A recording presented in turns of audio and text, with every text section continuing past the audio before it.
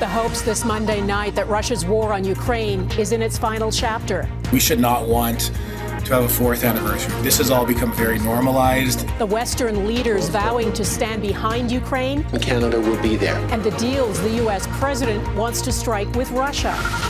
Germany's new political chapter, the center-right coalition likely to take power, and the far-right cynicism, the alliance will succeed. A slight improvement in the Pope's condition, how he is still doing work from his hospital bed. Plus, a soothing and soulful voice silenced. Killing me softly with this song, killing me softly. Remembering history-making singer Roberta Flack.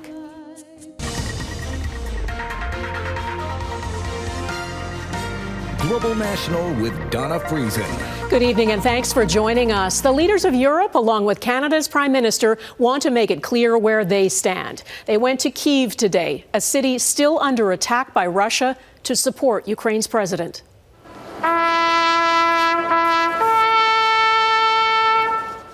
More than a dozen Western leaders made the trip, taking time to pay tribute to the thousands of fallen Ukrainians since Russia launched its full-scale invasion of Ukraine. For 3 years, Ukraine's president has shouldered the burden, and now he can no longer count on the country that was Ukraine and Europe's most powerful ally. Absent from this summit, the U.S. president. The shadow of Donald Trump and his false claims that Volodymyr Zelensky is a dictator and that Ukraine started this war loomed over it. This is not a conflict Ukraine wanted, provoked, or asked for in any way. This is a war started for one reason and one reason only: Russia's desire to erase Ukrainian history and expand their empire. We hope that we can finish this war this year, not in 3 years.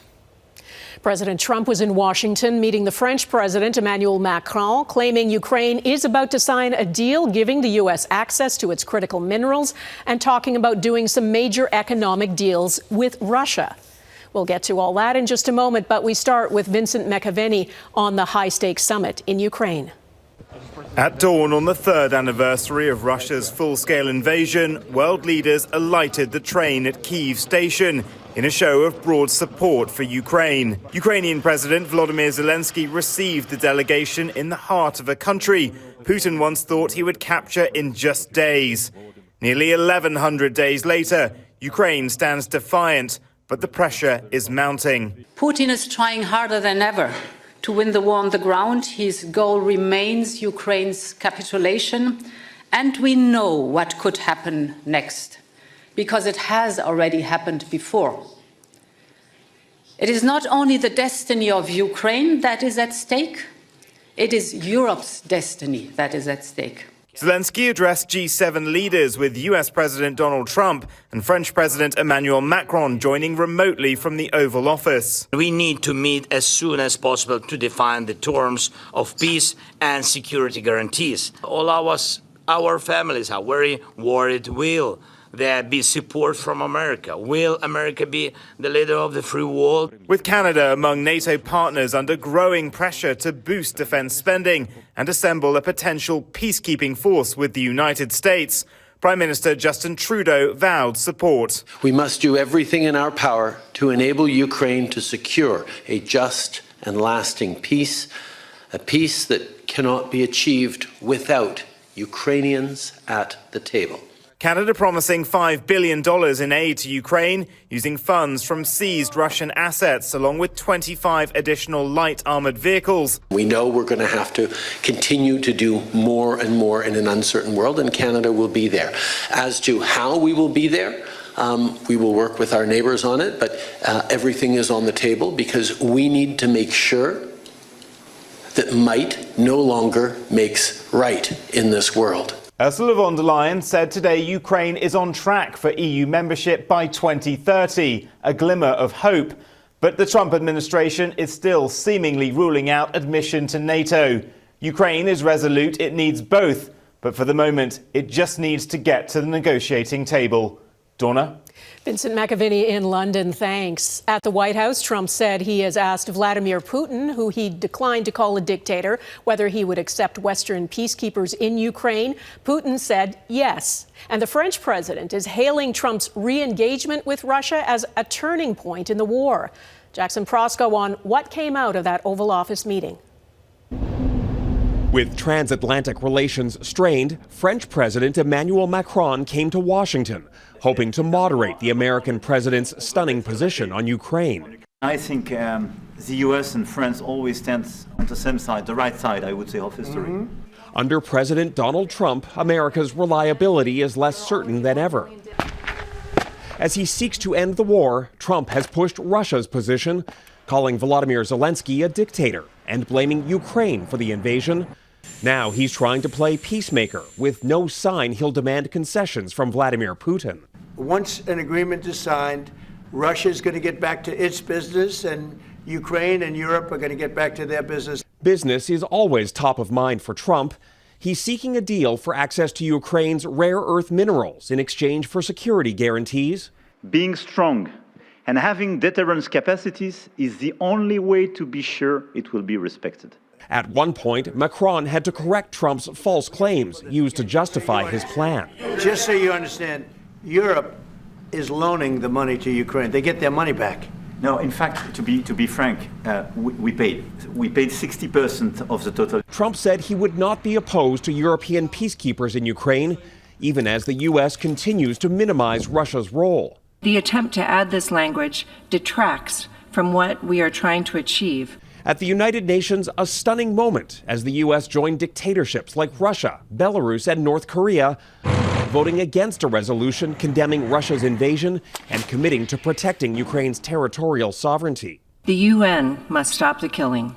We urge all member states to join us in returning the UN to its core mission of international peace and security.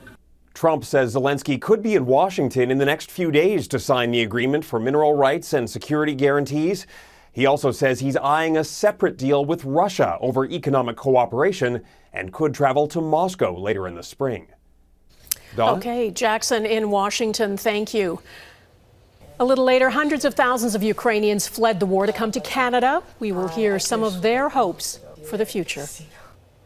In Germany, a new man is expected to be in charge if he can form a coalition government after a snap election in that country. Friedrich Merz leads the mainstream conservative Christian Democrats. It won the most seats, but the far-right anti-immigrant Alternative for Deutschland party came second. It doubled its share of the vote, and that is being seen as a warning sign for all of Europe. Redmond Shannon reports from Berlin.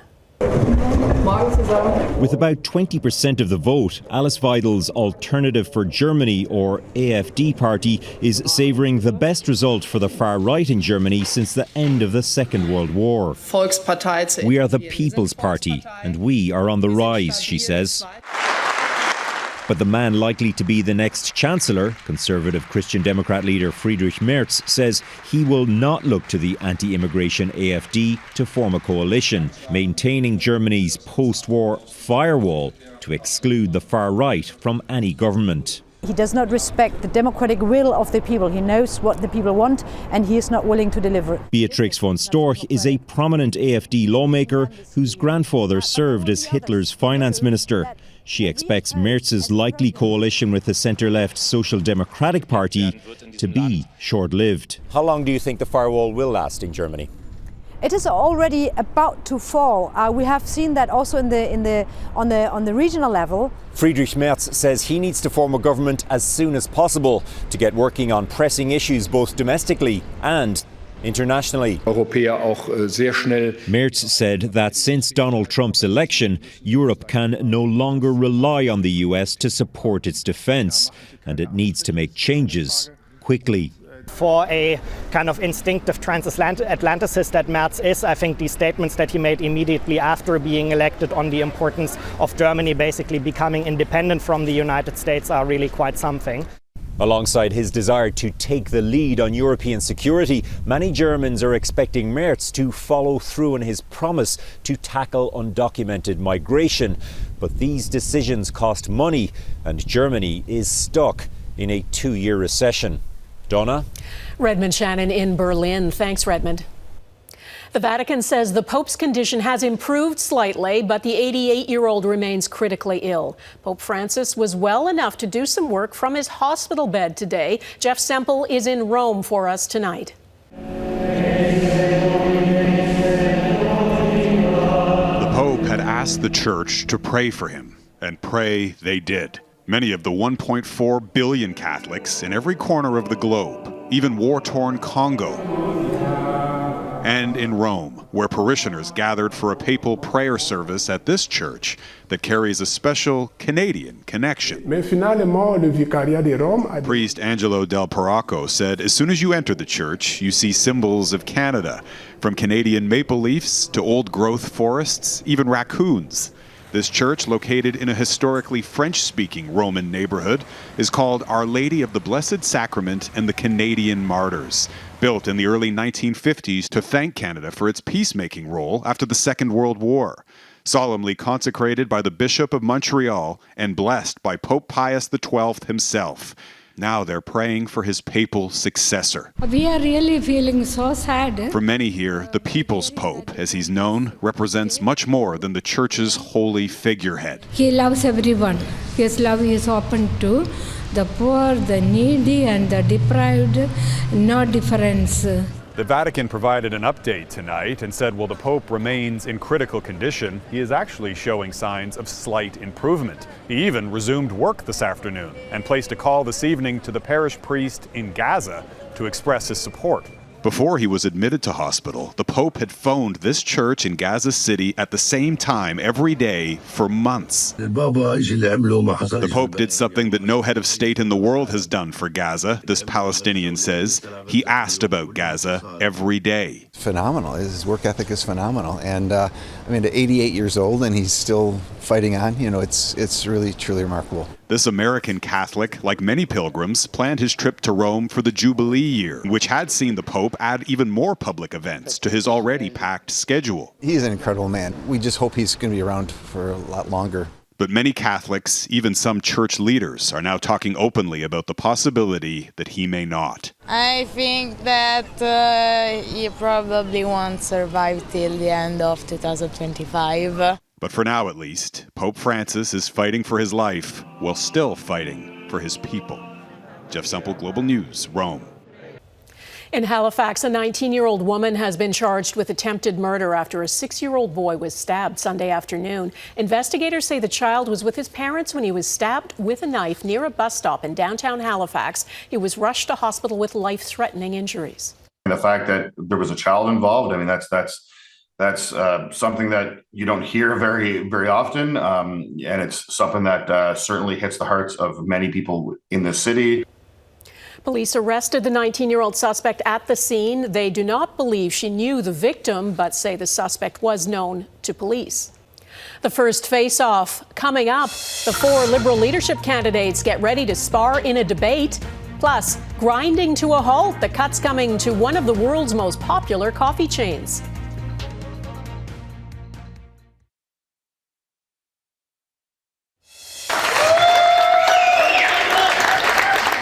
Ontario Progressive Conservative leader and incumbent Premier Doug Ford is in Mississauga for the final stretch of campaigning ahead of Thursday's election.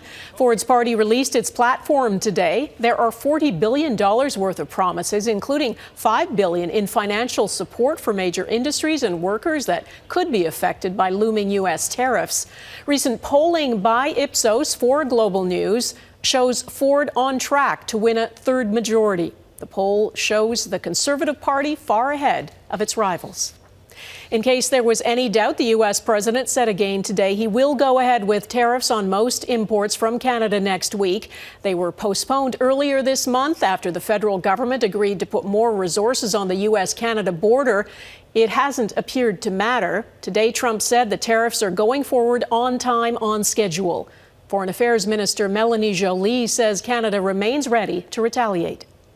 We need to be able to deal with the unpredictability of President Trump. We need to be aware that the threat of tariffs is a real one and may continue for a while. And meanwhile, we need to stand strong and send a clear message that Canadians will fight back. And that's what we'll do. The threat of tariffs is a topic in the first of two debates in the Liberal leadership race. Four contenders are debating in French tonight, and they'll do it in English tomorrow. Former Bank of Canada Governor Mark Carney is widely considered the front runner at this point. David Akin is in Montreal. David, how would you gauge the support behind Carney? Well, Donna, Mark Carney has raised nearly twice as much money as all of his rivals combined, and Carney has the backing of more than 60 Liberal MPs. Je m'appelle Mark Carney. Je suis né au territoire de Nord-Ouest et j'ai grandi à Edmonton. And so, with 2 weeks until a winner is announced, this debate stage is the last best spot for Carney's rivals to knock him off his perch. Trump représente la plus grande menace au Canada. Former Deputy Prime Minister Chrystia Freeland has the support of about 20 of her caucus colleagues, while former Government House Leader Karina Gould is endorsed by 2 MPs. Je suis très fière d'être canadienne. Je suis très optimiste pour notre futur. The fourth contestant, former Liberal MP Frank Baylis, has no caucus endorsements. Candidates are to debate everything from housing policy to climate action, but the Canada-U.S. relationship, what to do about Donald Trump, is almost certain to be top of mind. Meanwhile, Carney's decision to enter politics has revived Liberal political fortunes. Some polls have a Carney-led Liberal Party nearly erasing the huge lead that Pierre Poilievre's Conservatives have had for 2 years. But there are still questions about Carney's ability to make his points in French. I'm watching for Mark Carney not to slip. His fluidity is going to be tested. All 4 contestants will do this all over again on Tuesday, same time, same place, but tomorrow it'll be in English. Donna. Okay, David Akin in Montreal, thanks. Elon Musk's ultimatum ahead, what the tech billionaire is demanding from federal employees in the U.S.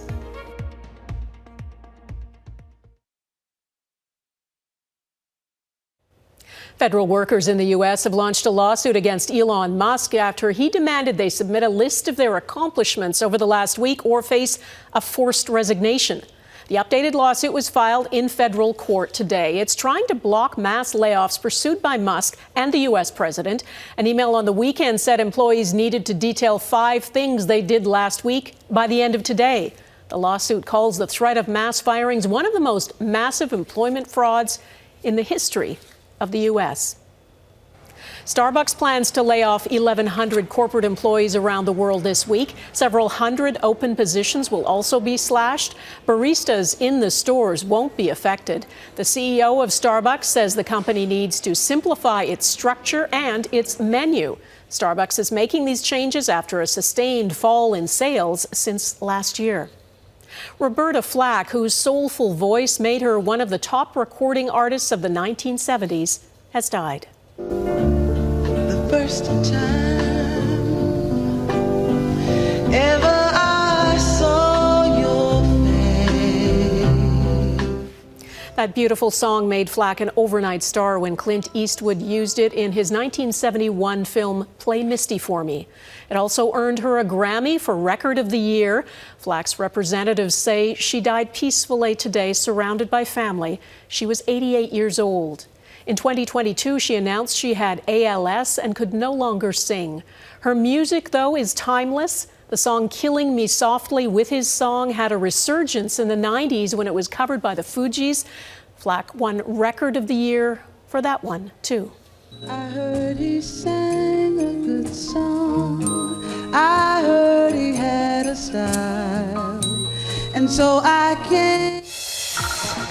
Next, reflecting on years of war, displaced Ukrainians living in Canada tell us about their fears and hopes.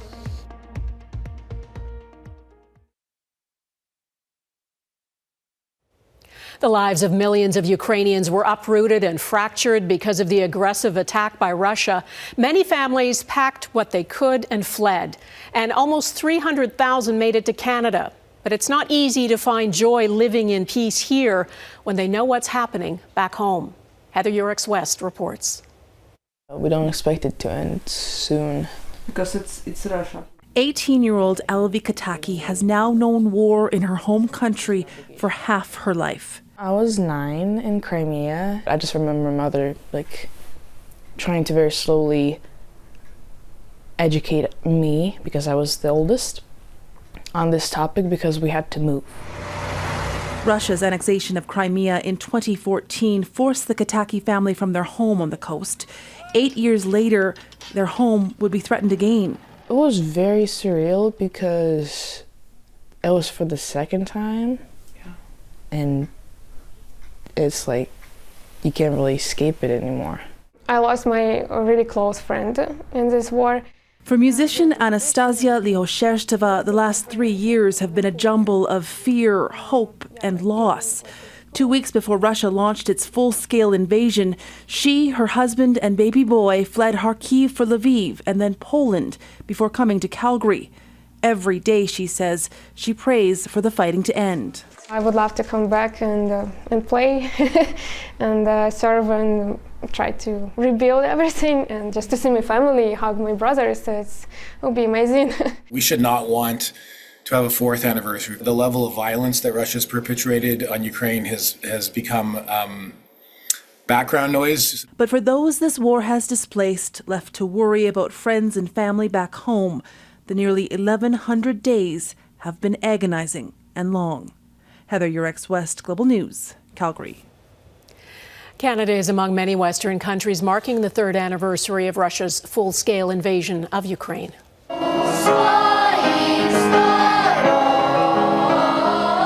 This was in the nation's capital, the Ottawa Ukrainian Children's Choir, adding their voices to those honoring the resilience of the Ukrainian people.